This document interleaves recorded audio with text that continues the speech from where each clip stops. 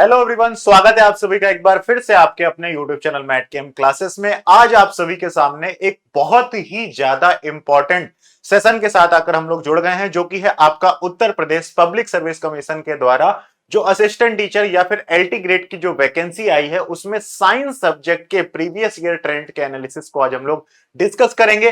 Paper कैसे आता है और तैयारी स्टार्ट करने से पहले या फिर अगर आप तैयारी स्टार्ट कर भी चुके हैं तो फिर आपको ध्यान रखना है कि किस किस टॉपिक से कितने कितने नंबर के क्वेश्चन आते हैं, कैसा आपका पेपर आता है, आपके प्रीलिम्स में किस तरीके से आपको पेपर क्वेश्चन देखने को मिलेगा, मेंस में आप आंसर राइटिंग किस तरीके से करने वाले हैं। क्योंकि इस बार जो एग्जाम है उसमें मेंस में आपको आंसर राइटिंग भी करके आनी है, तो टॉपिक आपको थोड़ा अच्छे से पढ़ना पड़ेगा। आज के इस सेशन में हम लोग साइंस सब्जेक्ट में केमिस्ट्री का एनालिसिस करेंगे और कुछ ही दिनों में आपको फिजिक्स का एनालिसिस भी देखने को मिलेगा और जीएस के क्वेश्चंस कैसे आते हैं, इन सबसे भी रिलेटेड सेशंस आपको इस चैनल पर लगातार देखने को मिलते रहेंगे। तो इसलिए इस चैनल को सब्सक्राइब करके वीडियो को लाइक जरूर कर लीजिएगा। चलिए देर नहीं करते हैं और स्टार्ट करते हैं आज के इस सेशन को। तो देखिए, जो आपका सबसे पहले बात कर लेते हैं कि जो साइंस सब्जेक्ट में से केमिस्ट्री सब्जेक्ट का जो सिलेबस है यूपी एलटी ग्रेड का, तो एक बार सिलेबस आप देख लीजिए। आपका सिलेबस आपको पता होना चाहिए कि आपका जीओसी सिलेबस में है, रिएक्शन मैकेनिज्म सिलेबस में है, mechanism of name reaction syllabus में है, कार्बोहाइड्रेट, पॉलीमर, आइसोमेरिज्म और एडजॉर्प्शन स्पेक्ट्रोस्कोपी या यूवी स्पेक्ट्रोस्कोपी आपका ऑर्गेनिक केमिस्ट्री का सिलेबस है। इसको अगर हिंदी में देखते हैं तो हिंदी में आपका सामान्य कार्बनिक रसायन अभिक्रियाओं की क्रिया विधि, ठीक है। इसके बाद यहां पर कार्बोहाइड्रेट हो गए और इसके बाद यहां पर एक जगह हिंदी में और भी कहीं लिखा हुआ होगा नेम रिएक्शन से भी, ठीक है। बहुलक हो गए, इसके बाद समावयता हो गई, इसके बाद अवशोषण स्पेक्ट्रोस्कोपी हो गई। और इसको अगर हम लोग देखते हैं ना नंबर ऑफ क्वेश्चंस के आधार पर कि ऑर्गेनिक केमिस्ट्री के हर टॉपिक से कितने कितने क्वेश्चन देखने को मिलते हैं, तो देखिए आपका जो पेपर होगा, पेपर में आपका जो प्रीलिम्स का पेपर होगा उसमें 30 क्वेश्चंस आपके जीएस के आएंगे। इसके बाद जो ये 120 क्वेश्चंस आएंगे, इन 120 क्वेश्चंस में से 60 क्वेश्चंस आपके किसके आएंगे, केमिस्ट्री के आएंगे, और 60 क्वेश्चंस आपके किसके आएंगे, फिजिक्स के आएंगे। ठीक है, यह बात आप सभी को अभी तक पता चल चुकी होगी, बिल्कुल पता चल चुकी होगी। ठीक है, इसके बाद इन 60 क्वेश्चंस में से आपको ऑर्गेनिक, इनऑर्गेनिक और फिजिकल, ऑर्गेनिक, इनऑर्गेनिक और फिजिकल, इनके 20-20 क्वेश्चंस देखने को मिलेंगे। मतलब 60 में से 20-20 क्वेश्चन आएंगे। और अगर ऑर्गेनिक केमिस्ट्री की हम लोग बात करते हैं तो प्रीवियस ईयर एनालिसिस के आधार पर जीओसी से 3 नंबर के क्वेश्चन, रिएक्शन मैकेनिज्म से 6 नंबर के क्वेश्चन, नेम रिएक्शन के 3 क्वेश्चन, कार्बोहाइड्रेट का एक आधा क्वेश्चन, पॉलीमर के 1-2 क्वेश्चन, आइसोमर के 2 क्वेश्चंस और स्पेक्ट्रोस्कोपी से 4 क्वेश्चन। तो इसमें अगर आप सबसे ज्यादा इंपॉर्टेंस जरा समझे तो ये आपके जो 3 टॉपिक है, ठीक है, और इसके बाद जो आपका स्पेक्ट्रोस्कोपी है, ये इंपॉर्टेंट सबसे ज्यादा रखते हैं आपके ऑर्गेनिक केमिस्ट्री के प्रीवियस ईयर क्वेश्चन के एनालिसिस के आधार पर देखा जाए तो। अब देखो पूरा 1 बाय 1 मैं तुमको बताता हूं कि ऑर्गेनिक से कैसे क्वेश्चन आते हैं, इनऑर्गेनिक से कैसे आते हैं और फिजिकल से कैसे आते हैं। तो पहली बात तो ये आपका सिलेबस है ऑर्गेनिक का, और इस ऑर्गेनिक में ये मार्क्स डिस्ट्रीब्यूशन रहता है, ये नंबर ऑफ क्वेश्चंस हैं। ठीक है, तो देखेंगे अगर आप 6, 12 और 8, 20 और 21 क्वेश्चंस आपके ऑर्गेनिक केमिस्ट्री के हैं। ठीक है, जिसमें से एक क्वेश्चन आपका जैसे पॉलीमर है ना, जो वो फिजिकल में भी जा सकता है, पॉलीमर वाला टॉपिक, तो इसलिए थोड़ा बहुत टॉपिक को आगे पीछे आप लिख सकते हो। अब ये जो ऑर्गेनिक केमिस्ट्री आपकी है, इसमें क्वेश्चन कैसे आते हैं, सबसे पहली बात आपको समझनी है कि जीओसी, रिएक्शन मैकेनिज्म और नेम रिएक्शन, यहां से सबसे ज्यादा क्वेश्चन आपको देखने को मिलेंगे। बट हर टॉपिक को पढ़ना बहुत जरूरी है, क्योंकि हर टॉपिक से क्वेश्चन आएगा और उसके आधार पर ही आपको क्या करना पड़ेगा, स्कोर करना पड़ेगा अपने एग्जाम में। तो इसके बाद अगर हम लोग जरा ऑर्गेनिक केमिस्ट्री के क्वेश्चन देखें ना कि ऑर्गेनिक केमिस्ट्री का पेपर आता कैसे है, तो चलिए मैं दिखाता हूं आपको, 1 बाय 1 दिखाता हूं। हम लोगों ने ये 2018 का उत्तर प्रदेश का जो एलटी ग्रेड का पेपर हुआ था, उसके क्वेश्चन पेपर को हम लोगों ने उठाया है। और सबसे पहले हम लोग बात कर लेते हैं, चलिए अच्छा ऑर्गेनिक केमिस्ट्री की ही बात कर लेते हैं। अगर ऑर्गेनिक केमिस्ट्री से चर्चा शुरू हो गई है तो चर्चा ऑर्गेनिक केमिस्ट्री की तरफ ही लेकर बढ़ते हैं। ठीक है, ऑर्गेनिक केमिस्ट्री में सबसे पहला आपका जो टॉपिक है, सबसे पहला जो टॉपिक है, आप एक बार जरा ध्यान से देख लेना, जितने मैंने वीडियो को पीछे करके देख लेना कि कितने कितने क्वेश्चंस आते हैं, बिल्कुल उसी तरीके से मैं आपको क्वेश्चंस दिखाऊंगा। जैसे ऑर्गेनिक केमिस्ट्री में सबसे पहले बात करते हैं मैकेनिज्म ऑफ नेम रिएक्शन के क्वेश्चन कैसे आते हैं। तो देखिए, मैकेनिज्म ऑफ नेम रिएक्शन का क्वेश्चन कुछ इस तरीके से आता है एलटी ग्रेड का, कोई बहुत आसान नहीं आता है, बीएससी लेवल तक के क्वेश्चंस आते हैं आपके, कि क्या पूछा हुआ है कि ऑल एल्डिहाइड गोस एल्डोल कंडेंसेशन, अल्फा हाइड्रोजन और एल्डिहाइड आर एसिडिक। तो ये 2 स्टेटमेंट है, इन 2 स्टेटमेंट के बारे में आपको बताना है असर्शन और वो कि कौन सा सही है और इसका क्या रीजन है। इस तरीके से देखो आपका नेम रिएक्शन का क्वेश्चन आता है। इसके अलावा दूसरा नेम रिएक्शन का क्वेश्चन क्या है कि CHCl3 की रिएक्शन अगर हम लोग अल्कोहलिक KOH से करा दें तो हीट करने पर क्या बनता है। ठीक है, तो यहां पर species compound will be form, तो यहां पर कौन सा कंपाउंड बनेगा। अब इसमें इन्होंने इंटरमीडिएट भी दे दिया है, प्रोडक्ट भी दे दिया है, तो थोड़ा ध्यान से आपको करने की जरूरत है। नेम रिएक्शन में पूछा हुआ है कि ये रिएक्शन का नेम रिएक्शन का नाम क्या है, तो नेम रिएक्शन के नाम भी आपसे पूछेगा। जीओसी के क्वेश्चंस देख लीजिए। जीओसी के क्वेश्चन में आपको सबसे पहले carbon Cl bond dissociation energy किसमें सबसे कम होगी, तो किसमें ब्रेक करने पर आप Cl माइनस निकालेंगे तो कार्बोकेटायन बनेगा, फिर कार्बोकेटायन किसका ज्यादा स्टेबल होगा, उसमें सबसे कम होगी। तो इस तरीके के क्वेश्चन आप सभी से पूछे जाते हैं। मोस्ट स्टेबल कार्बोकेटायन कौन सा है, ये आपसे डायरेक्टली पूछा जाएगा, है ना। इसके बाद और किस तरीके से क्वेश्चन आपके पूछे जाएंगे। इसके बाद देखो सेलेक्ट द करेक्ट आंसर। यहां पर क्या पूछ रहा है, resonating structure differ only in arrangement of electron, all atoms participating in resonance lies in same plane. इसके बाद तीसरा स्टेटमेंट है resonance hybrid is less stable than the contributing structure. तो इनमें से कौन सा ऑप्शन सही है, कौन सा गलत है। इसके बाद रिएक्शन मैकेनिज्म के क्वेश्चन देखिए। रिएक्शन मैकेनिज्म में आपके पास Br2NaI की रिएक्शन एल्कीन से कराते हैं तो क्या प्रोडक्ट बनेगा। इसके बाद आपका SN1 रिएक्शन किसमें अच्छी तरीके से होगी। इसके बाद SN2 रिएक्शन से रिलेटेड आपका स्टेटमेंट पूछा हुआ है। इसके बाद अगर आप लोग देखोगे तो न्यूक्लियोफिलिक अटैक से रिलेटेड क्वेश्चन आप सभी से पूछा हुआ है। तो इस तरीके से आपके क्वेश्चंस देखो आपको देखने को मिलेंगे। अगर हम लोग आगे बढ़ते हैं तो देखो रिएक्शन मैकेनिज्म के काफी सारे क्वेश्चंस आपको देखने को मिलते रहेंगे। पॉलीमर के अगर आप क्वेश्चन देखोगे तो पॉलीमर में से उस बहुलक की पहचान कीजिए जिसकी संरचना खंड नीचे दी गई है, तो ये कौन सा पॉलीमर है ये आपको बताना होता है। इसके बाद अगर हम लोग बात करते हैं पॉलीमर में, दूसरा नेचुरल रबर हो गया और ऑर्लॉन हो गया, टेफ्लॉन हो गया और टेराइलिन हो गया या टेरिलीन हो गया, इनके स्ट्रक्चर और नाम को आपस में मैच करना है। इस तरह के क्वेश्चन आपके आते हैं। आइसोमेरिज्म में अगर आप जाएंगे तो यहां पर एब्सोल्यूट कॉन्फ़िगरेशन जो हो गया वो आप सभी से पूछा जाता है। इसके बाद आप सभी से पूछा जाता है ज्योमेट्रिकल आइसोमर जो है उनमें डबल बॉन्ड होना चाहिए। All geometrical isomers are diastereomers, all geometrical isomers have the restricted rotation about the bond, no two substituents on any of the atom about which there is restricted. तो ये statement में से कौन सा statement सही है, स्टेटमेंट वाइज क्वेश्चन आप सभी से बहुत पूछता है। ये जो स्पेक्ट्रोस्कोपी है उसके क्वेश्चन भी आप देख सकते हैं कि arrangement of the following compound in order to decreasing the carbon oxygen double bond stretching frequency. इसको स्ट्रेचिंग फ्रीक्वेंसी से रिलेटेड IR का आपका क्वेश्चन हो गया।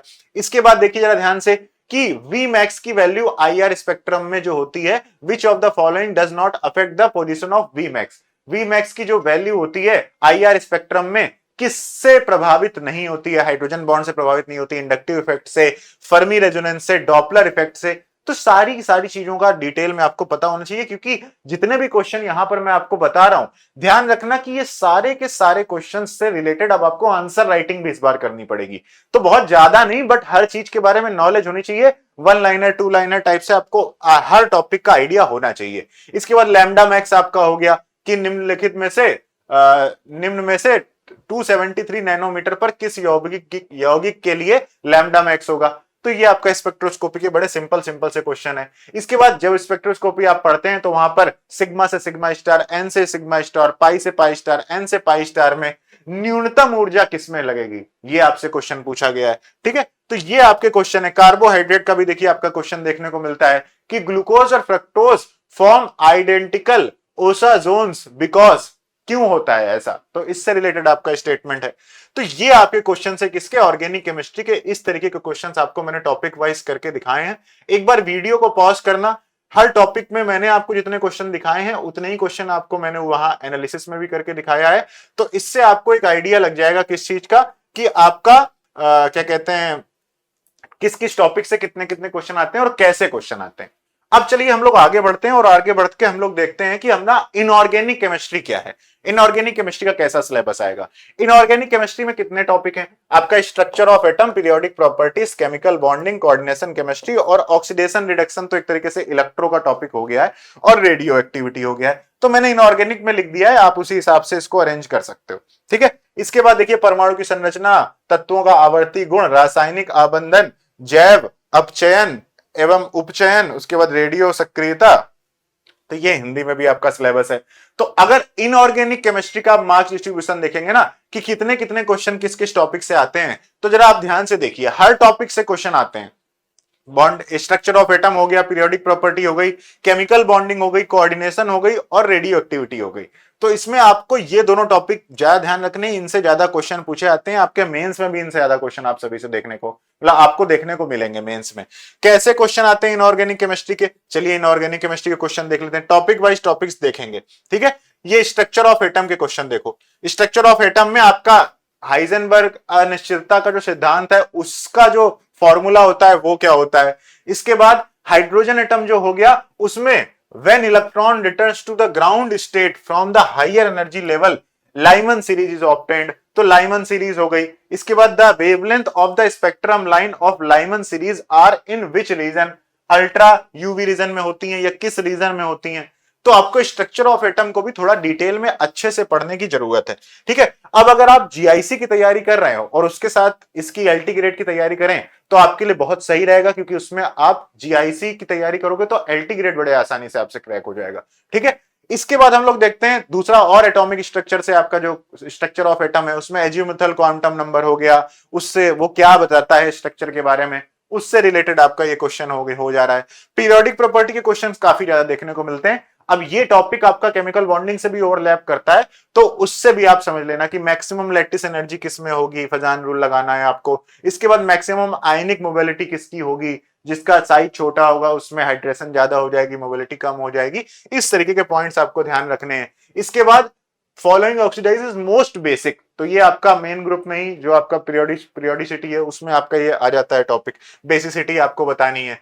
और इसके बाद anion is least stable, stability of anion, main group anions की आपको स्टेबिलिटी बतानी है। इसके बाद अगर हम लोग देखते हैं तो आपका विच of the following cation has the maximum hydration number, किसका हाइड्रेशन नंबर सबसे ज्यादा है, ऐसा क्वेश्चन भी आपका आता है। इसके बाद केमिकल बॉन्डिंग के क्वेश्चन देखिए, केमिकल बॉन्डिंग के क्वेश्चन भी बहुत अच्छे आते हैं कि विच ऑफ द फॉलोइंग कंपाउंड जिसमें बॉन्ड एंगल सारे के सारे इक्वल नहीं है, तो पूरा स्ट्रक्चर निकालना इनमें से कौन सा स्ट्रक्चर है जो टीवीपी हो सकता है, तो ClF3 आपका आंसर आएगा।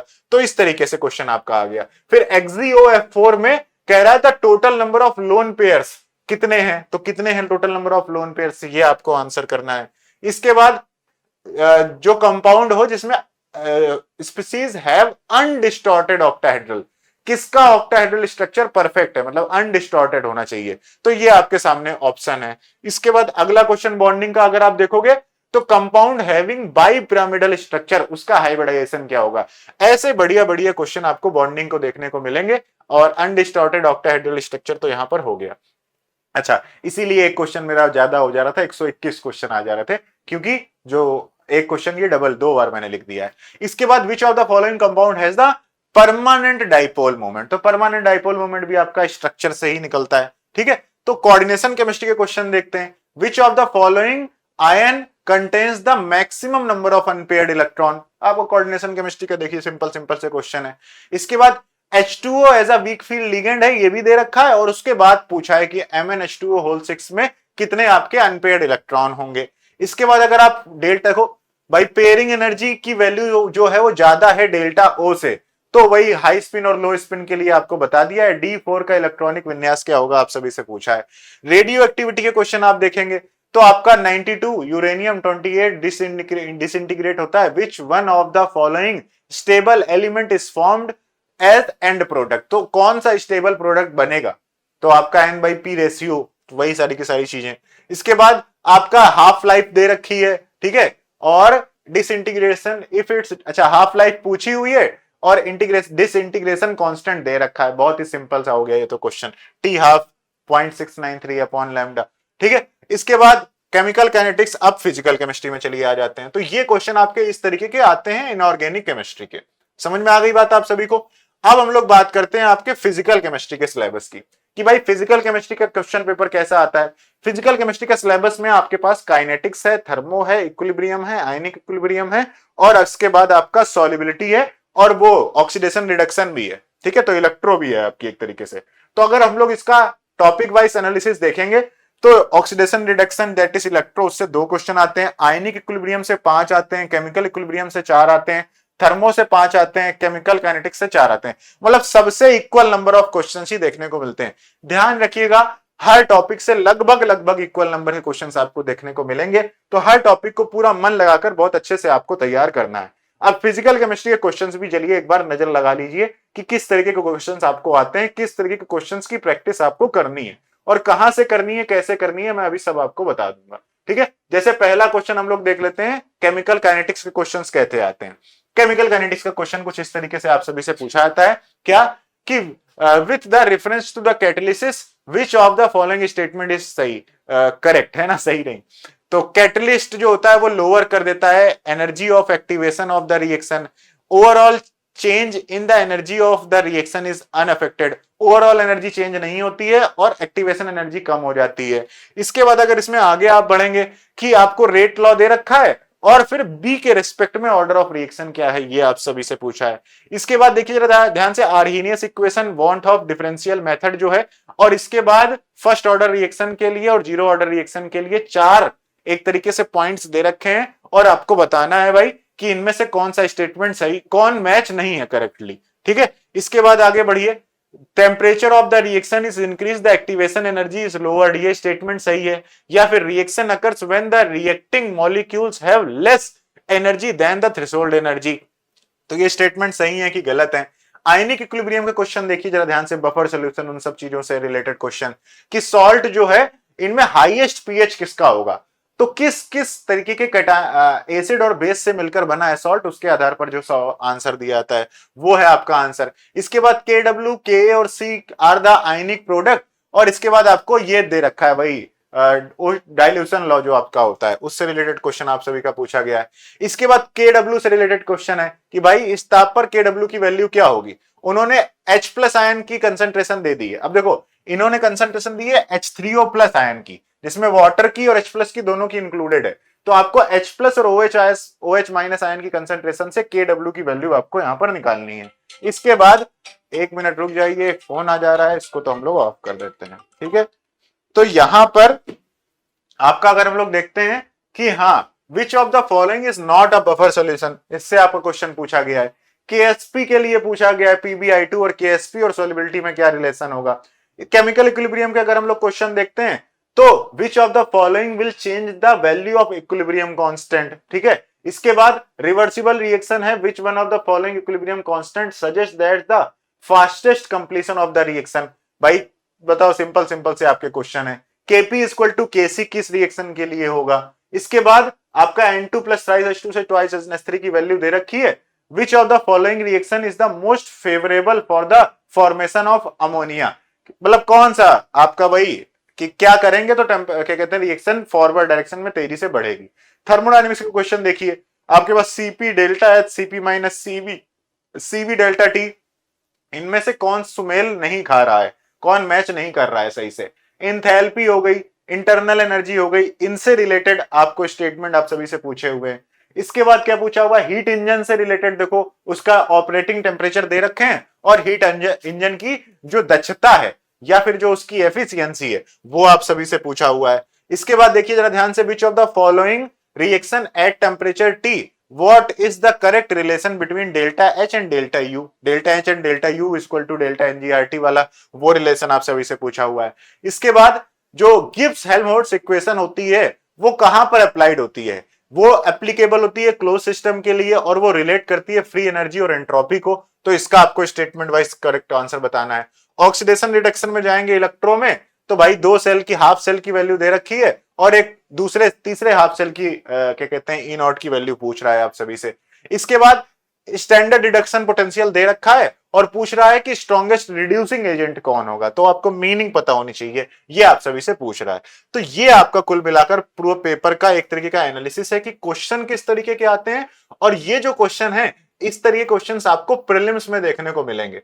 जो आपका प्रीलिम्स का पेपर होगा उसमें कुछ इस तरीके से क्वेश्चंस आपको देखने को मिलेंगे, तो इसलिए पूरा मन लगाकर अच्छी तरीके से आपको पेपर मैंने दिखा दिया है।